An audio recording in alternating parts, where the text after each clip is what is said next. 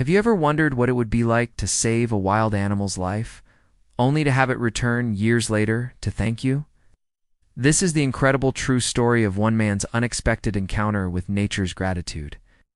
On a golden summer afternoon, David, a man who lived on the edge of a national forest, had just returned from the farmer's market. In his hands were a bag of ripe tomatoes and a bundle of meat wrapped in brown paper. The day was windless, filled with the constant buzz of cicadas, and the heat shimmered off the road like a veil of mist. David, a lifelong lover of nature, had spent years volunteering in wildlife rescue. To him, every unusual sound in the wild could be a call for help. As he passed behind an old diner near the rusted trash bins that often attracted stray cats, David heard a thin sound part cry, part growl. It carried urgency, hunger, and fear. He froze, set his bag down, and stepped slowly toward the noise. There, among damp cardboard and tangled weeds, lay a tiny creature curled tightly. At first glance, David thought it was a stray kitten. But when it lifted its head, the truth became clear. Tufted ears tipped with black, pale spots on the back that looked like false eyes, and a short tail banded with dark rings. It was not a house cat, but a bobcat kitten. Barely 3 or 4 weeks old, it was so gaunt its ribs showed through its fur, yet its golden eyes still burned with defiance. David had cared for many wild animals before owls, with broken wings, orphaned fox kits, even skunks caught in traps.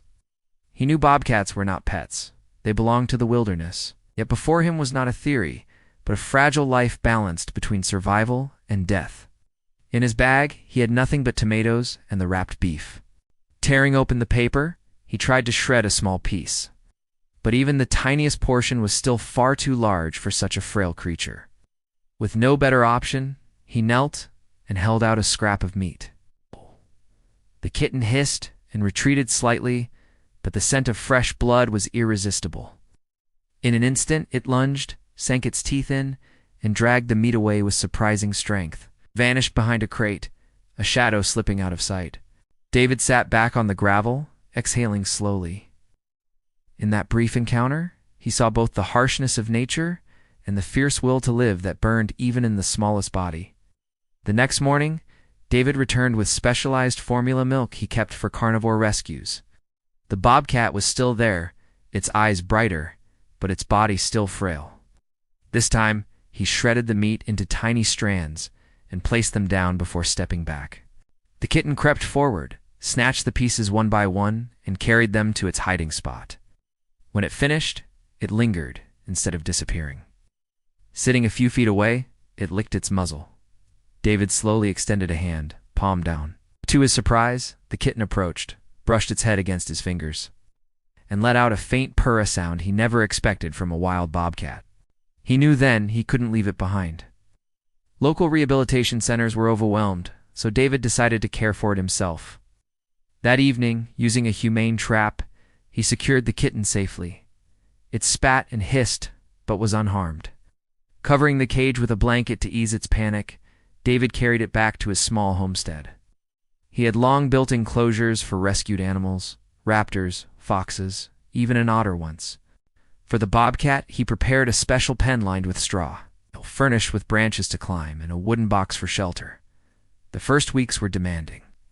David fed it on a strict schedule, recording its weight daily. At just over a pound, the kitten was dangerously small, but under steady care, it grew quickly. Its fur filled in, its eyes sharpened, its body gained strength. Soon, it was swatting at leaves, stalking shadows, and pouncing with the precision of a tiny hunter. The more it grew, the more it resisted David, hissing, growling, baring teeth, and strangely this made him glad. A bobcat that remained tame would never survive in the wild. By autumn, he adjusted its diet. Whole prey, bones, organs. He hid food, laid scent trails, forcing the bobcat to search, stalk, and catch. Every step was training for independence. By late fall, the young bobcat weighed over 20 pounds. Its coat gleamed thick and healthy, and it moved with the grace of a born predator. David knew the time had come. Working with wildlife officers, he arranged a release site deep in the forest, near a running stream and towering old trees. One misty morning, he opened the transport crate. The bobcat didn't bolt immediately, paused, turned back, and locked eyes with him. For one breathless moment, recognition flickered between them. Then it slipped into the undergrowth, silent as smoke. Life continued. David rescued more animals, patched broken wings, nursed fragile bodies, and returned them to the wild, yet he often thought of the bobcat.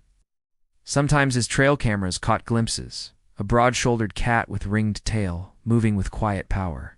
He liked to believe it was the same one he had raised. Then one snowy winter night, the unbelievable happened. Hearing a sound on his porch, David opened the door. The yellow light spilled over a sight that froze his heart.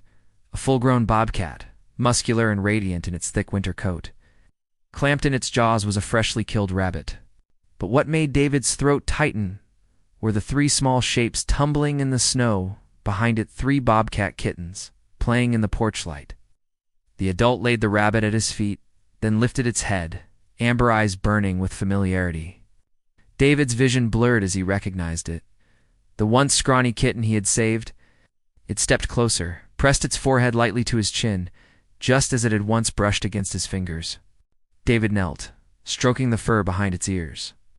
For a fleeting moment, man and wildcat reconnected gratitude spoken without words. One of the kittens padded near, curious, but the mother gave a low growl, reminding David, they must learn to fear humans to survive. He pulled back, understanding. The true gift was not the rabbit, but this miracle of return. After a few minutes, the bobcat called softly, gathered her young, and disappeared into the night. David stood motionless, tears hot on his face, despite the freezing air. The bobcat returned once more before winter ended, her kittens now bolder and stronger. After that, David never saw her again.